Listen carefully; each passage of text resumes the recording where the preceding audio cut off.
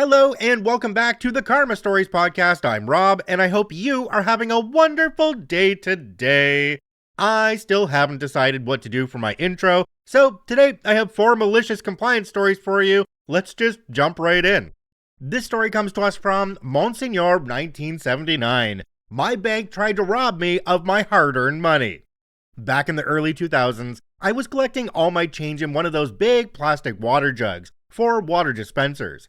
I had it about 60% full and needed to cash them in to make ends meet. So I lugged this thing into my local bank. Now, I learned the hard way prior to this that the bank would not accept pre-rolled coins. They told me there was no way to verify that the rolls contained actual coins, and that they would have to rip every one of them open to verify. After that explanation, it made sense. But it was kind of frustrating since I spent the money and time to roll all of these coins up thinking I was helping them out. So this time I kept them all loose in the jug. I also know they have one of those coin counting machines because I've seen them use it the last time, and it made light work of all the coins they had unwrapped from the rolls. But it had been a few years since I last did this, so here I was waiting in line for the next available teller with my jug of loose change, probably weighing 40 to 50 pounds. When my time came, I waddled the jug up to the base of the teller desk and told them I wanted to cash it in. This is when they told me that they charged something like a 10% fee to count the change. I turned my head to the right where there was a small room, and sure enough, that same coin counting machine was sitting there. I said, "You aren't counting it, you're just pouring it into that machine and it'll count it for you." They simply replied, "It's just our policy, sir." I then said, "You're my bank, isn't that a service you're supposed to provide me?" And they said, "We charge the same rate for everyone." So I asked how much change they would take without charging me the fee, and they said $50. So I knelt down, tipped the jug over, and poured out as much of it into my hands as possible, and put a couple handfuls worth onto the counter. Looking perturbed, she counted it all by hand and gave me maybe $22 and some change. I put it into my wallet, grabbed my jug, and dragged it to the back of the line behind 2 other customers. When it was my turn again, I waddled up there, knelt down, and placed a couple handfuls of coins on the high counter. When I stood back up, you could tell she was pretty perturbed about what I was doing and eventually just gave in. She told me to bring the jug over to the swinging door at the end of the desk, and with the help of another teller, they started pouring it into the coin machine. I made the point to tell them that I knew almost to the cent how much was in there, so don't try to pull any fast ones on me. About 10 minutes later, it had chewed through all the coins, and the total came to within a few bucks of my own count. Might have had a handful of Canadian coins in there, or some likely miscount due to worn coins. I remember it ended up being over $1,000 in pocket change, but I can't recall the actual total. But that was the last time I saved coins. Nowadays, I hear most banks won't do this at all, and will just refer you to those coin counting machines you see at hardware stores or Walmart that rob you of a large percentage of the total. Jumping down to the comment section on this one, we have one from a user called Infinite Automation. It says, "I love how blatant you were, not even exiting the bank before rejoining the queue. Bravo." Another commenter down below called Snarky Bitch said, "This pisses me off too. My bank doesn't have a machine anymore, and the one at Walmart used to take a smaller fee if you took payment via gift card, but not anymore. What the actual F am I supposed to do with all of this change? I don't usually use cash, and now I try to use it for tips, only for this very reason. When I do, unfortunately, accumulate some, I'll let my kids use it to buy a drink or a snack at the convenience store when we're on a road trip. It sucks for us, the cashier, and anyone else in line, but the crap has to get used somehow." OP responded to this one and said, "I have a small mug on my dresser that I have some loose change that I happened upon. When wee ones come over, I usually just give them a small handful of coins each.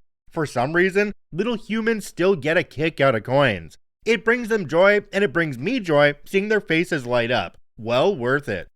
You know, I sat back and thought about this one for a second, and I realized that I've only used cash or change maybe a couple times a year in the past few years.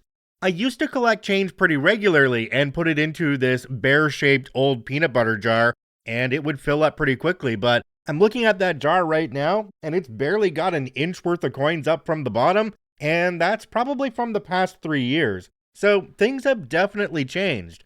Plastic seems to be the way to go. The problem with plastic, though, is that you don't realize how much you're spending because it's not physical. I feel like if we only had to deal with cash, we would spend a lot less money because you can physically see your money going away. This story comes to us from Grumps 1954. Time is a concept. Just after the invention of the printing press, I worked for a small but highly respected academic publisher here in the UK. I was part of the sales team, crisscrossing the country, visiting universities and bookshops, promoting our titles. It was a good life before even car phones, never mind mobiles. Once we were out on the road, we were pretty much our own bosses.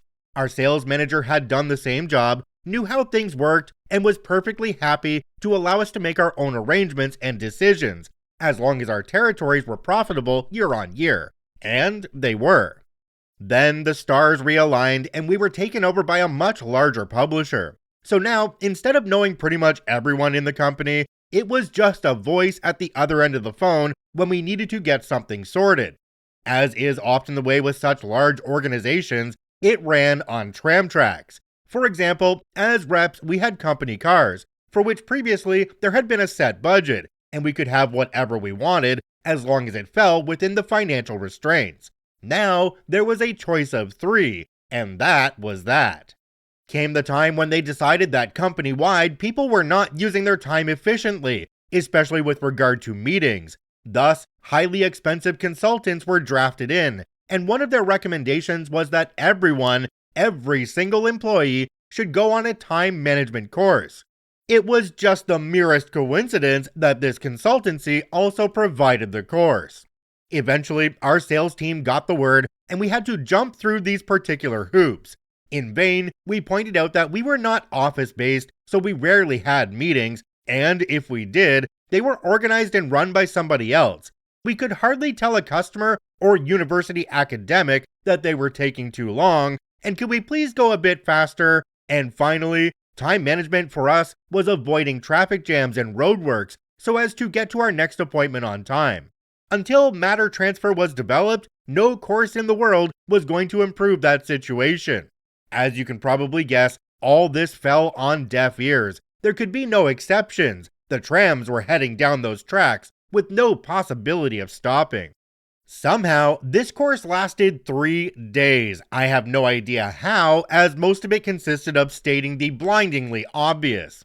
In addition, there were traveling days at each end, as all 3 days were 9 to 5. So the 4 of us had most of a week in a 4-star hotel with virtually unlimited food and drink, gaining nothing but weight from the whole experience.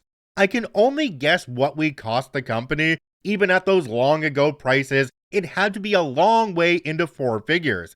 Plus the time off the road, as for a week the sales team had not sold a single book to a single bookshop.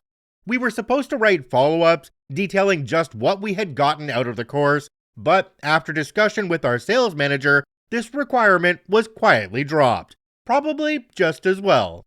Jumping down to the comment section on this one, we have one from a user called Alligator Fancy. It says, "It's a shame you didn't get to write up what you got out of the course. Would have been fun to have a bunch of people turn in papers titled some variant of what I learned from this course and an otherwise blank page." Another commenter down below called Hayride440 said, "A consultant is someone who charges you $500 an hour to borrow your watch so they can tell you what time it is." I really like the first commenter's idea of still filling out what they got from the course, because they could have the first page saying all of the wonderful things that they were taught and that they understood it all. But right down at the bottom of that first page, they could have a little sentence that says, "On the next page, I'm going to cover how much of this I'm going to use in my current position." And then have the next page be completely blank. That would be perfect. This story comes to us from Enterprise SRL. "The boss didn't trust his team, so I built a system to track every move we made." A few years ago, I worked at a mid-sized company where the atmosphere was, let's say, not ideal. The manager had this ever-growing suspicion that people were just waiting for the right time to leave. He believed that morale was low, and that the team was barely holding it together. And while I'm not sure where he got this idea, he started imposing more and more controls on us to monitor productivity. One day, he introduced a new rule. Every task, every email, every conversation must be logged, no exceptions. The justification? I need to know exactly what you're doing, and I need to be sure nothing's falling through the cracks. Now, here's the problem. My team was already working at full capacity, dealing with multiple tasks every single day. But suddenly, we were being told to log everything. If you were sending a simple email, you had to log it. Writing a report, log it. Setting up a meeting, log it. Every little action had to be documented. I tried explaining how ridiculous this was, but the response was always the same. I need to make sure you're on task. He didn't trust us to do our jobs, so he created a system where every move had to be tracked and validated by someone else. I didn't see any way out of it, so I decided to comply. But I wasn't going to make it easy. I started logging everything, and I mean everything, down to the smallest tasks. Simple emails, logged. A quick 10-minute meeting to touch base, logged. I even started logging the amount of time I spent thinking about the best way to word my emails, because, hey, it was part of the task, right? To top it off, I made sure my logs were detailed as hell. I meticulously logged every action, no matter how insignificant. The result? It was chaos. The logs were piling up, but all they did was waste more of my time. The manager was reviewing everything and asking questions about tasks that had no bearing on the big picture. Meanwhile, I could barely get through a day without constantly being interrupted by the need to document my every move. And then it happened. The manager finally asked, "Why is everything taking so long?" I gave him a simple reply. "You asked for everything to be logged." He didn't like hearing that, but the best part was when he finally realized that the whole system was making us less productive. His solution? We were told to just log what's necessary. The policy was quietly dropped, and things slowly started to return to normal. But by then, I had already built something of my own. After all the frustration of logging every single action, I realized there had to be a better way. So I started building a tool that could automatically track everything, without the annoying back and forth or wasted time. I wasn't looking to change the whole company, I just wanted a way to do my job without all the micromanagement.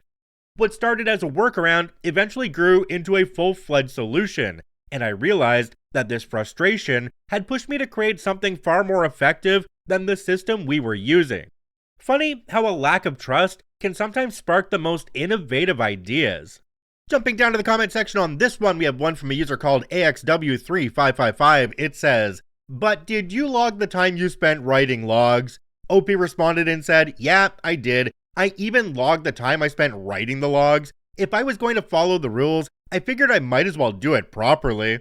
Okay, so I didn't realize until after recording this story that it seems like it may be an advertisement for OP's company. And so I went to their profile and had a little bit of a look, and it definitely is an advertisement for their company because it says on their profile, "We're the team behind Business Log, the log management and cybersecurity solution." So now it's really got me wondering, is this actually a post where something did happen to OP and that's how the company started? Or was the story made up just to fit in with what they actually do now, just to make people look at their profile and go, "Oh, you actually make business logging software. Interesting."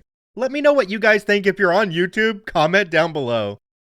This story comes to us from TV City 6455.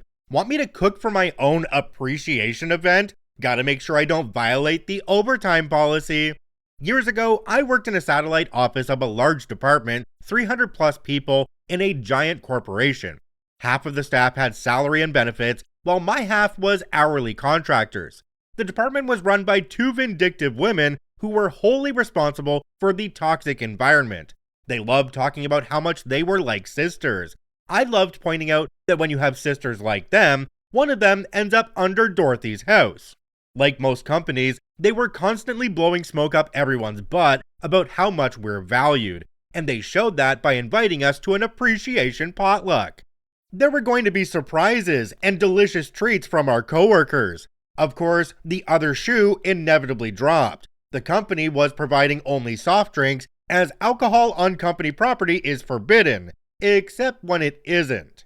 The only food at this appreciation potluck was what employees were expected to make. Nothing store-bought, share some love with us. They couldn't put it in writing, but it got around that failing to cook something would be noted.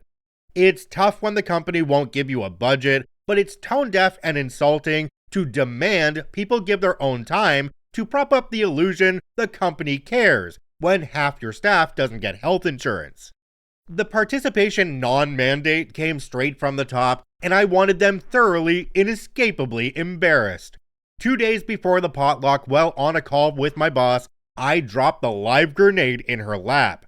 "Oh, before we go, I wanted to ask why you declined my Outlook invite for tomorrow afternoon. What's up?" "Oh, I need to leave early tomorrow to cook for the potluck, since I assume you can't authorize overtime for it." "Overtime?" "My recipe takes an hour or so to cook, and the actual potluck is another 2 hours after business hours, so I was going to leave 3 hours early to keep myself at 40 hours this week." "Wait, you expect to get paid for cooking?" "Half the staff is hourly contractors. Does this for-profit company expect 150 contractors to donate 3 or more hours of their personal time for their own appreciation meal?" "Oh my god, nobody thought of how this looks?" She was asking herself more than me. "Or nobody expected to be called on it." "But who's going to get called on it?"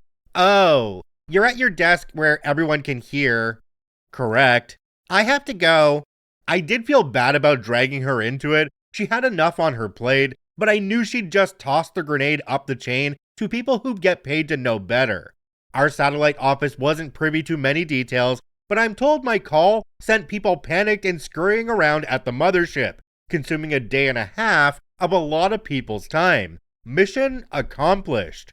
In the end, they moved the potluck to lunchtime during paid time for contractors and bought our office pizzas. Only our office. We were, however, instructed not to be eating the pizza when we Skyped in because everyone else would get upset. And yes, the satellite offices were Skyping in like this was the Dunder Mifflin Infinity launch. Okay, can we just go right to the fact that if a company is hosting an appreciation event, they should be supplying everything for that event. It's like, hey, we really appreciate what you guys are doing here. Now spend your money and your own time on everything for that event, okay? Because we don't want to. And companies wonder why morale is low. It's because they do shit like this all the time. What a load of crap. If you enjoy daily Reddit stories, I encourage you to follow and give us a 5-star rating on whichever podcasting platform you enjoy the most. And if you're watching and listening on YouTube, please hit that subscribe button and drop a like on the video. It really helps us out. I thank you for watching and listening. I hope you have a wonderful day, and we'll see you tomorrow.